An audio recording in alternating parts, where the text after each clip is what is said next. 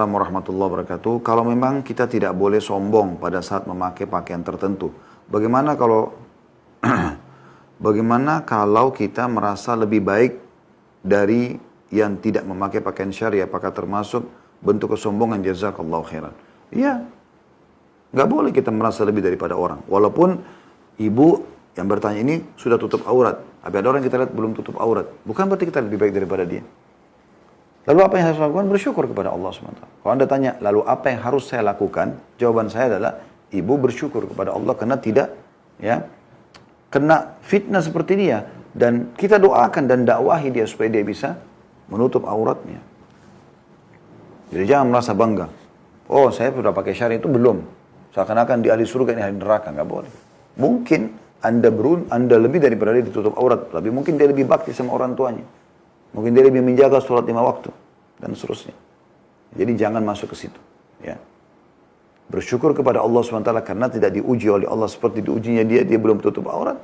Dan juga mendoakan atau mendakwahi dia.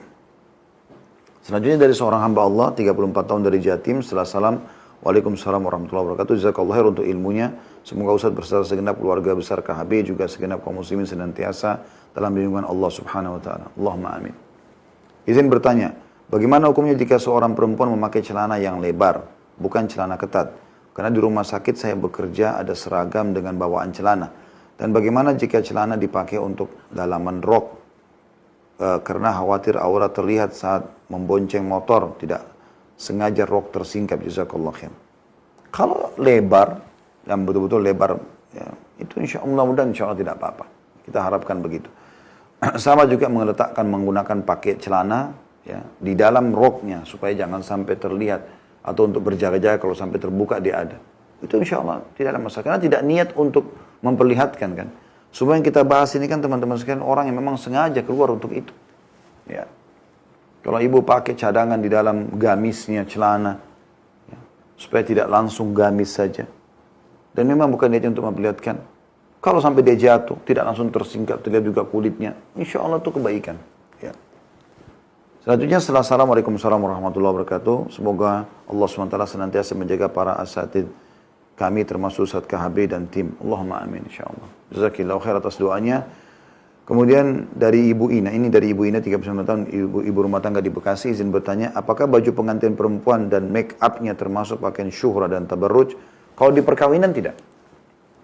Tapi dilihat dulu, seperti apa pakaiannya. Kalau pakaian itu pakaian-pakaian yang normal, dalam arti kata memang dia pakai baju, tidak ketat sekali. Karena pakaian-pakaian tradisi perkawinan ini kan biasa, mereka juga masih ada yang mencontohi orang-orang kafir ya. Sehingga dadanya sangat terbentuk, perutnya ketat sekali gitu kan. Lalu kemudian mubazir dengan di belakang malah lebar yang tidak jelas. Ada orang perempuan badannya kecil, bajunya sampai 4-5 meter di belakang. Untuk apa ini? Tasyabuh dengan orang-orang kafir. Kan bisa didesain baju-baju yang tidak harus ketat. Nanti suaminya yang lihat dia. Tapi tetap menunjukkan kalau dia adalah seorang pengantin wanita. Make up pun tidak ada masalah. Asal ingat pelanggaran-pelanggaran jangan terjadi. Tidak boleh mengerik alis. Ya. Kamu boleh memakai bulu palsu. Apa adanya tanpa. Didandani dia pakai make up segala macam, blush on dan yang lainnya, boleh saja. Tapi jangan sampai palsukan. Ya. Orang palsukan ini nggak boleh, haram dalam Islam.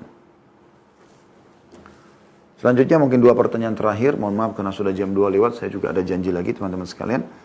Assalamualaikum warahmatullahi wabarakatuh. Hamba Allah dari Bandung. Apakah boleh laki-laki memakai produk perawatan wanita seperti sabun, sampo dan seterusnya? Kalau itu umum, laki-laki pun boleh pakai memang. Kita kan saya juga pakai sampo, pakai sabun.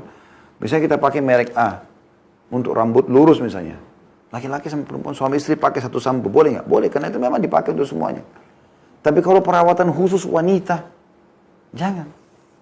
Ya.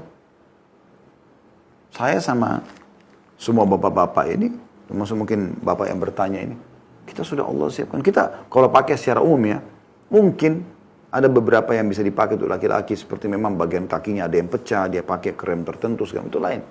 Tapi kalau sudah khas perempuan, lipstick, blush on, ya, apalah ini untuk apa gitu? Ya, nanti masuk dalam hal yang di tasyabuh, Ya, bertasyabuh. Tapi kalau umum, orang pakai jenis tertentu, kayak di Timur Tengah biasa kalau lagi musim dingin atau musim panas yang sangat gitu ya, biasanya pecah-pecah. Kita menggunakan beberapa jenis krem tertentu memang untuk itu. Laki-laki pun pakai, kalau enggak memang sakit itu ya, luka biasanya. Itu lain. Yang terakhir teman-teman dari hamba Allah 14 tahun dari Gresik. Assalamualaikum warahmatullahi wabarakatuh. Semoga tim KHB dan Ustadz Khalid selalu diberi keselamatan baik di dunia maupun di akhirat. Allahumma amin. Dan semoga insya Allah semua yang ikuti acara kita ini, semua tidak terkecuali baik yang live ataupun yang siaran ulang nanti, dan juga teman-teman kru kami insya Allah semoga dijaga oleh Allah SWT dari segala macam fitnah, dipanjangkan umur di atas ketaatan, dan juga dimaafkan semua kesalahan-kesalahan masa lalu, dan Allah ganti dosa-dosa kita menjadi pahala insya Allah, dan semoga seluruh hajat-hajat dunia dan akhirat kita dikabulkan oleh Allah Subhanahu wa ta'ala. Allahumma amin. Saya izin bertanya, apakah jika kita melakukan sesuatu hanya dengan membaca bismillah saja sudah bisa untuk mendapatkan pahala? Dan apakah jika perempuan memotong rambutnya seperti laki-laki dengan alasan agar tidak sumuk itu bolehkah? Kalau masalah yang pertama membaca bismillah apakah dapat pahala? Iya.